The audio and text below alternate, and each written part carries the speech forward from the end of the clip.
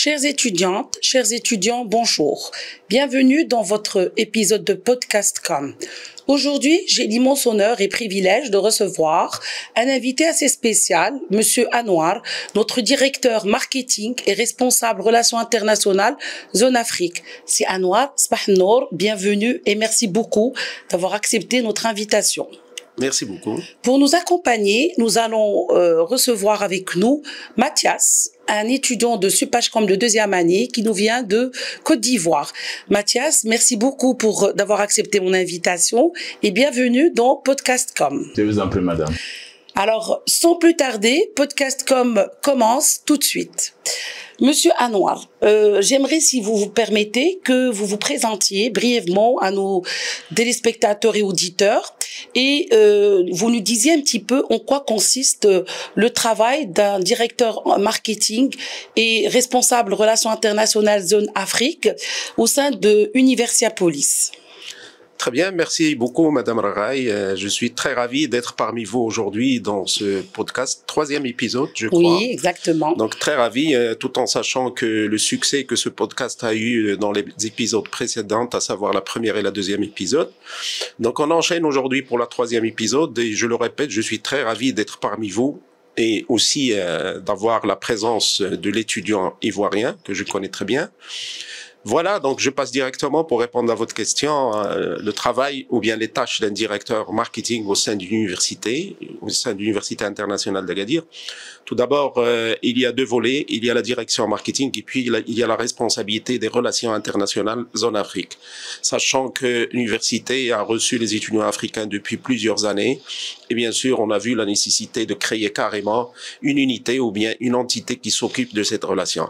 Premièrement, le directeur marketing de l'université, c'est le directeur qui veille sur le plan, la stratégie et le plan marketing de l'université. Et comme vous le savez, le marketing est apparu depuis quelques dizaines d'années et aujourd'hui, on ne peut pas travailler sans élaborer cette stratégie marketing.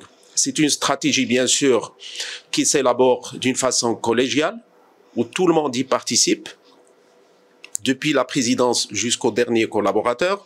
Et cette stratégie évolue chaque année pour, bien sûr, redorer et valoriser encore plus l'image de notre université qui est arrivée, bien sûr, à un niveau international, qui est arrivée à un niveau très considérable sur le plan, que ce soit académique, ou bien pédagogique, ou bien relationnel, ou bien partenariat. Et donc, cette direction, elle a cette tâche honorable de garder toujours cette image au plus haut et d'avancer de l'avant. Le volet Afrique, aujourd'hui, on a vu la nécessité qu'on ait une responsabilité et qu'on ait aussi une stratégie envers l'Afrique, sachant que l'université reçoit des étudiants qui nous proviennent de 18 nationalités africaines. Ceci a été fait depuis les années 90. C'est vrai qu'à l'époque, il n'y avait pas une direction relations internationales Zone Afrique, mais aujourd'hui, vu que la stratégie du Maroc, d'accord, et notre roi que Dieu le glorifie, s'est orienté vers l'ouverture vers l'Afrique, la stratégie Sud-Sud. Donc l'université s'inscrit aussi dans cette stratégie pour développer encore plus la relation entre l'université et les différents partenaires qui existent dans presque tous les pays africains. Merci beaucoup. Donc, cette mixité culturelle est très importante à Universiapolis. Oui, bien sûr. Là, on voit que il y a une représentativité de presque 18 pays subsahariens. Et imaginez, lorsqu'on parle de 18 pays subsahariens, on parle de combien de cultures, d'accord? Et la particularité des pays subsahariens, c'est qu'à l'intérieur d'un seul pays, il y a plusieurs cultures, d'accord? On parle pas de 18 cultures, mais on peut parler de centaines de cultures, d'accord? Et ce qui encourage beaucoup plus, c'est l'échange culturel. Sachant que, je donne un exemple, dans une salle de cours, dans une matière déterminée, le professeur est amené à donner des travaux en équipe pour les étudiants et les enseignants veillent à ce que il y ait une homogénéité dans les équipes de travail, d'accord? Il y a un Marocain, plus un Ivoirien, plus un Sénégalais, plus un Guinéen, plus un Nigérien, et ainsi de suite. Et rien qu'au moment de l'élaboration de ce travail, bien sûr, il y a des moments d'échange entre les étudiants, et dans ces moments d'échange, bien sûr, il y a un enrichissement culturel extraordinaire, d'accord. En plus de ça, l'université encourage les activités culturelles, d'accord. Oui. Et encourager les activités culturelles, donc il offre aux étudiants la possibilité d'organiser eux-mêmes, bien sûr, en collaboration avec la direction marketing, en collaboration avec les directions des écoles, en collaboration avec l'association des étudiants pour organiser des soirées culturelles, des journées culturelles, des sorties culturelles. Et là, au moment, par exemple, d'une journée culturelle, chaque pays, il vient avec sa gastronomie, il vient avec ses habits, il vient avec ses habitudes et ses traditions. Et c'est là où il y a l'enrichissement total, d'accord? Je peux vous dire qu'un étudiant marocain n'avait pas cette chance de connaître la culture, par exemple, de la population ivoirienne. S'il n'y avait pas cet échange et cette mixité entre l'ensemble des nationalités et l'ensemble des étudiants. Mathias, moi, je voudrais avoir ton avis, ton ressenti quand tu es arrivé au Maroc. Pourquoi as-tu choisi Universiapolis et comment déjà tu vis, tu es en deuxième année, donc moi j'ai pu voir ton évolution, ton immersion au sein de l'université depuis la première année. Donc pourrais-tu partager, s'il te plaît, ton expérience, ton ressenti personnel et qu'est-ce que tu as remarqué quand tu es venu à Universiapolis? Je vous remercie, Madame Yasmina, pour cette opportunité que vous me donnez pour que je m'exprime sur mon ressenti. Alors, ce que vous devez savoir est que de prime abord, je n'étais pas ici au Maroc. J'étais en Chypre du Nord. Oui. C'est là-bas que j'ai été orienté après m'avoir octroyé une bourse.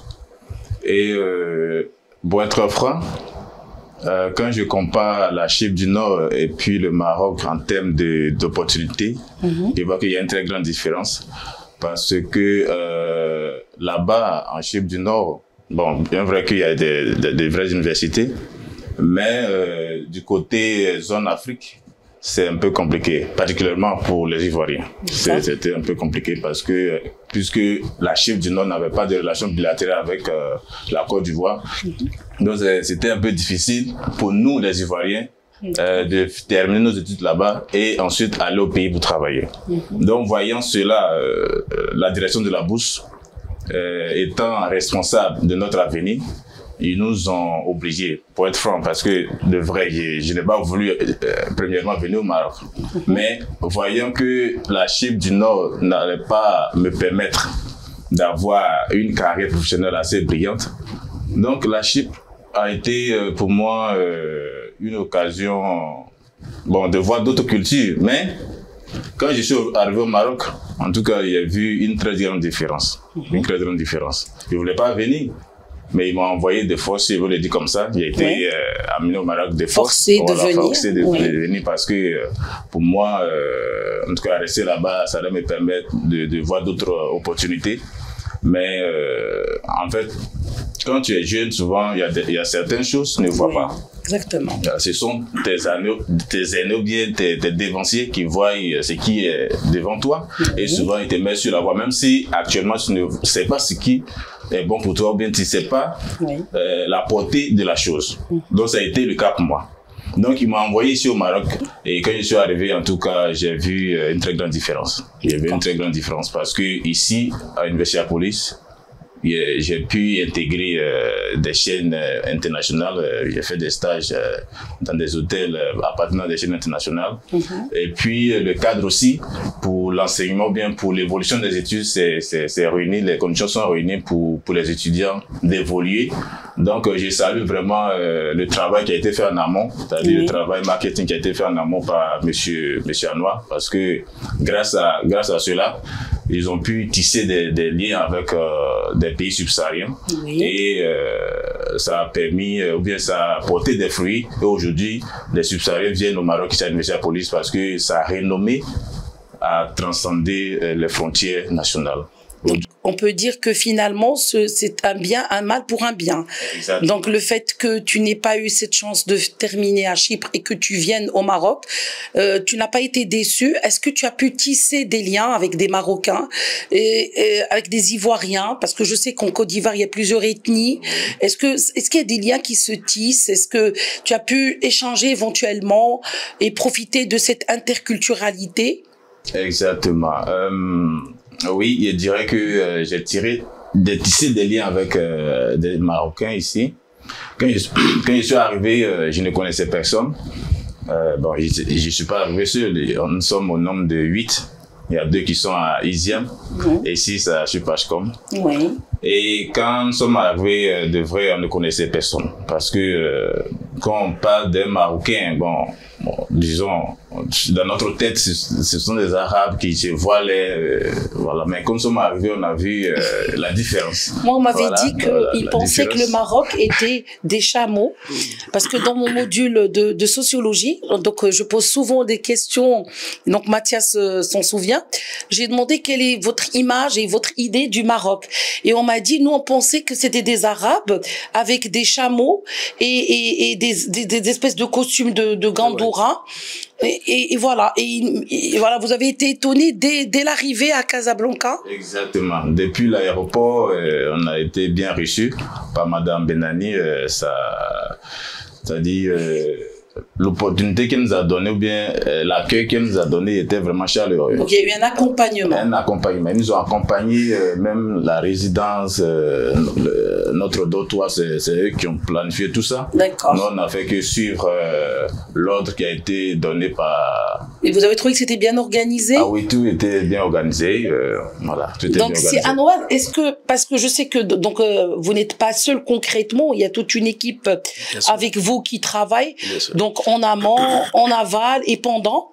Est-ce que vous pouvez, selon votre expérience, parce que qui est très enrichissante et qui est très longue, on peut dire que nous mettons en place à chaque fois des méthodes, des moyens, et on innove justement pour cet accompagnement et pour cette immersion des étudiants subsahariens au sein d'Universiapolis. Vous l'avez bien dit, d'accord, il y a tout un dispositif derrière, d'accord, en amont, en back-office, qui prépare justement l'accueil des étudiants et qui prépare la facilité de leur intégration au niveau du Maroc tout d'abord et puis particulièrement au niveau d'université. Aujourd'hui, dès le premier contact, que ce soit avec l'étudiant, avec le parent, il y a une très grande fluidité pour répondre tout d'abord à toutes les questions qui passent par la tête de l'étudiant ou bien du parent. Et ça, c'est tout à fait normal. Si vous voulez envoyer votre enfant étudier à l'étranger, il faut poser beaucoup de questions. Il y a beaucoup d'inquiétudes sur sa sécurité, sur le suivi de ses cours, sur sa stabilité, sur son intégration, sur la possibilité d'adaptation rapide au niveau du pays d'accueil. Et nous, on a pensé à tout cela au niveau de l'université, pas aujourd'hui, mais ce dispositif date des années 90, parce que le dispositif, comme j'ai dit, commence par le premier contact, la personne qui l'a contacté la première fois. Il l'accompagne tout d'abord pour accomplir tous les documents nécessaires pour son inscription. Il effectue son inscription effective, et il programme avec lui son voyage, d'accord? On a le plan de vol, et il programme une équipe qui va l'accueillir à l'aéroport, d'accord? C'est toute une équipe qui va à l'aéroport. Voilà. Lorsque je dis une équipe avec toute une logistique, d'accord? Qui va veiller sur son accueil, sur ses bagages, et sur son transport au niveau de son logement. Résidence universitaire, résidence de l'université, bien sûr. Il l'installe à la résidence. Quelques moments après, il l'accompagne, la même équipe, pour venir au niveau de l'administration de son école pour compléter ses modalités d'inscription. Après avoir complété les modalités d'inscription, la même équipe va l'accompagner chez la coordination pédagogique pour prendre son emploi du temps, pour connaître les matières, ses professeurs et ainsi de suite. C'est pas encore terminé. Parce que après, la même équipe va veiller sur lui pour aller faire le tour de la ville. Et il est nouvellement arrivé à Agadir. Il va le prendre pour, par exemple, lui montrer les milieux à fréquenter, les lieux à ne pas fréquenter. Voilà, ça, c'est une responsabilité, d'accord? Il met pas le pas en dehors de l'université sans qu'il soit accompagné la première fois. Donc on va prendre un minibus, on va prendre un groupe d'étudiants et on va voir les lieux à fréquenter, où est-ce qu'il peut faire ses courses, où est-ce qu'il peut aller recevoir son argent si leurs parents leur fassent des transferts d'argent, et ainsi de suite. Et une moyenne de 1 mois après, la même équipe va l'accompagner pour l'élaboration des documents de la carte de séjour. Donc, on élabore la carte de séjour après avoir été sensibilisé sur le dossier à préparer avant même qu'il arrive, d'accord, pour qu'il ramène avec lui les pièces originales qui seront demandées par les services de police. Puis la même équipe va l'accompagner, bien sûr, pour sa carte de séjour. C'est pas encore terminé. l'université a pensé à une tradition depuis la création, c'est la journée d'intégration. Oui. D'accord. Cette journée d'intégration rentre aussi dans ce dispositif. Oui. Après un mois d'études, l'université organise dans un lieu très convivial, donc une journée d'intégration. Et justement, cette journée d'intégration, c'est l'occasion idéale pour qu'il y ait la création de cette synergie. Exactement. Et cet échange entre les différentes nationalités et les Marocains, bien sûr, qui sont parmi ces nationalités, où l'étudiant peut un peu se libérer. D'accord? Et faire connaissance d'étudiants, que ce soit filles ou garçons, connaître ses collègues dans la classe, ses collègues hors la classe, d'accord? Et c'est là aussi où l'opportunité est offerte à l'étudiant pour s'inscrire dans l'un des clubs, d'accord? Qui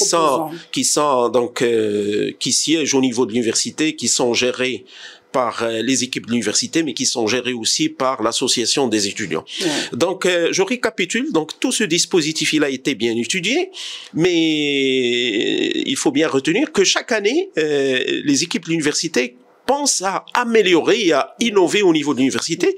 Tout cela converge vers, bien sûr, le confort de l'existence de l'étudiant au niveau du Maroc, au niveau de la ville d'Agadir et au niveau d'Universiapolis. Donc Mathias, après avoir écouté tout ça, donc ce n'est pas une mince affaire.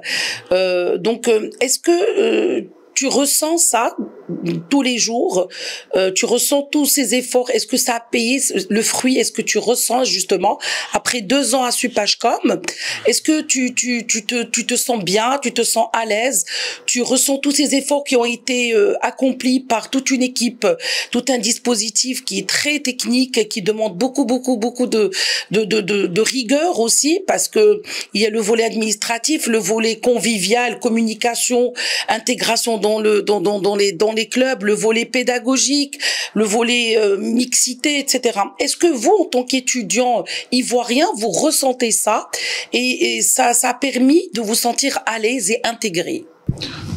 Oui, je dirais que ces travaux qui ont été faits en amont par l'équipe de M. Anouar, aujourd'hui, portent leurs fruits. Parce que quand je suis arrivé ici à Universiapolis, comme je l'avais dit, je suis pas venu de moi-même, parce que je ne connaissais rien sur Universiapolis. Et c'est par le biais de la DOB qu'on a pu avoir connaissance d'Universiapolis. Mais quand je suis arrivé, en tout cas, j'ai été étonné de voir ce qui se passe ici. Parce que c'est pas une université comme les autres, parce que sa notoriété, comme je l'ai dit, a vraiment dépassé les frontières marocaines et on parle d'Universiapolis à l'international.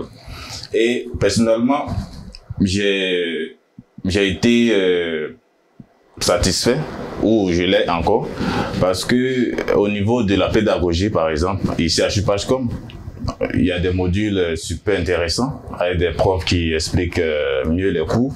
Nous ne sommes pas nombreux et on reçoit une formation assez qualifiante, une formation vraiment de qualité. Et cela fait que quand tu sors un peu, pour voir un peu l'impact ou bien l'importance de ce qu'on fait, quand j'ai commencé à faire les stages, quand on me demandait où tu fréquentes, je dis Universiapolis. Ah, Universiapolis, c'est une bonne université. Il y a un chef qui m'a demandé de lui montrer les modules qu'on fait ici. Quand il lui a montré, Universiapolis, vous faites tout ça. Je dis, en tout cas, on fait tout ça. Il dit, c'est bon, parce que ce sont des bons modules. Donc, ça a renforcé un peu ma confiance à Universiapolis. Parce que dans le début, je ne connaissais pas Universiapolis. Mais avec tout ce que je vois ou je recevais comme témoignage d'Universiapolis, ça a concrétisé ma confiance à Universiapolis. Aujourd'hui, je suis fier d'être à Universiapolis parce que je sais qu'avec Universiapolis, j'aurai un avenir meilleur et j'aurai une formation de qualité. Et M. Anouar a évoqué un peu le thème des intégrations, bien l'intégration. En tout cas, ça m'a marqué qu'on est arrivé, l'intégration qu'on a eue avec toute l'université, les autres étudiants même. On a été avec des étudiants de notre classe, on ne connaissait pas. Les Marocains, on ne connaissait pas. C'est quand on a été en classe, on les a vus. Au jour de l'intégration, on vous a vus, mais on ne savait pas que c'était eux. Et on était à Vilat Limou. Donc ça a été une expérience inoubliable. parce que là-bas, il y a eu des danses, on a visité des trucs, on a échangé. C'est là, pour la première fois, on a commencé à interagir de manière ouverte avec les Marocains. Et on a vu qu'en tout cas, ce sont des personnes qui sont vraiment ouvertes, qui aiment leurs prochains. Voilà. Donc, je dirais que le travail qui a été fait en amont aujourd'hui porte ses fruits. Donc en aval, on trouve que ça bien. Donc Monsieur Anouar et toute son équipe, donc ont réussi à relever le défi. Exactement. Anna, j'aimerais avoir, si Anouar, si vous le permettez, je sais que vous vous déplacez énormément en Afrique subsaharienne. Est-ce que vous pouvez partager avec nous, si ce n'est pas trop indiscret, une anecdote, quelque chose qui vous est arrivé, qui vous a marqué en Afrique subsaharienne? Vous savez, mes déplacements au niveau de l'Afrique subsaharienne ont commencé depuis exactement l'année 2008, d'accord? Et les meilleures anecdotes qui peuvent arriver et qui sont réelles et réalistes, c'est lorsqu'on est très bien accueilli par les anciens lauréats. D'accord. Et quand les anciens lauréats, les lauréats d'Universiapolis, que ce soit lauréats de l'ISIAM ou de Polytechnique ou de Supagecom, Supage droit, on est très bien accueillis et juste le moment où ils apprennent qu'on va arriver, ils organisent tout un programme. L'université, bien sûr, organise un programme d'accueil pour eux, une réception dédiée pour les anciens lauréats.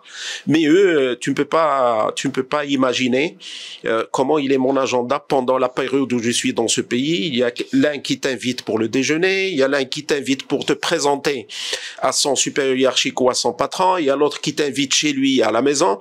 Donc ça, je peux dire que c'est la meilleure anecdote qui puisse arriver. Ça nous fait énormément honneur et ça nous fait énormément plaisir de savoir qu'aujourd'hui, Universiapolis a diplômé des milliers de lauréats qui sont partout en Afrique, d'accord? Que ce soit dans la fonction publique ou la fonction libérale ou en privé, d'accord? Qui sont très bien installés, qui ont bien fondé des foyers, créé des familles, qui ont des enfants.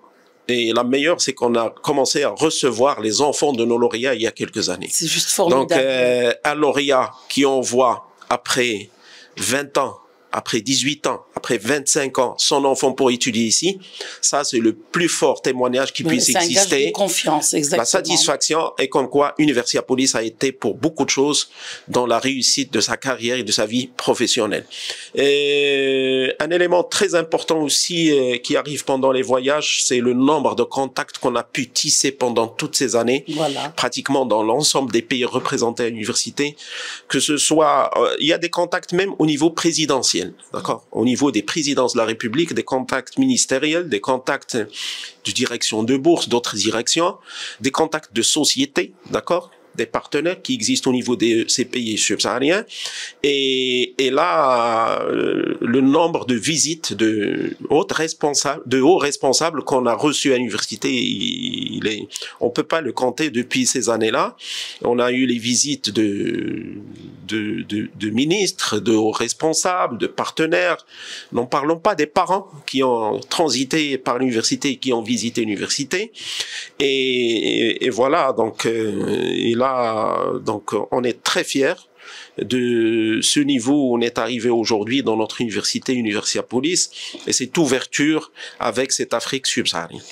Alhamdoulilah. Donc moi personnellement, nous avons avec l'équipe pu prendre contact avec certains des lauréats qui ont été diplômés, qui nous ont livré leurs témoignages. C'était à la fois émouvant et gratifiant. D'abord émouvant parce qu'on sent l'amour qu'ils ressentent pour notre université, et émouvant parce que, comme vous avez dit, justement, quand un lauréat est diplômé et qu'ensuite il nous envoie son fils, moi je pense que tout est dit.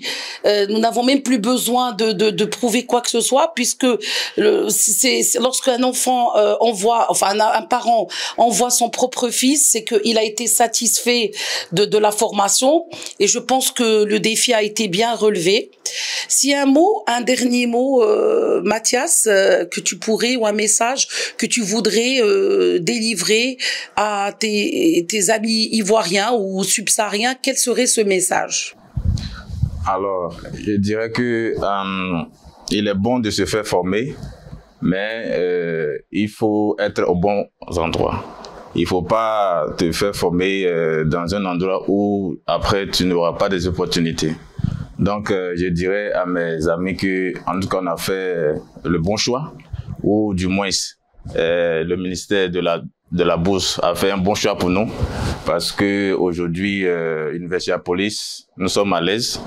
Nous faisons nos études avec toutes les conditions réunies, et je crois que dans l'avenir, on ne sera pas déçu, parce que la formation dépend aussi de l'université.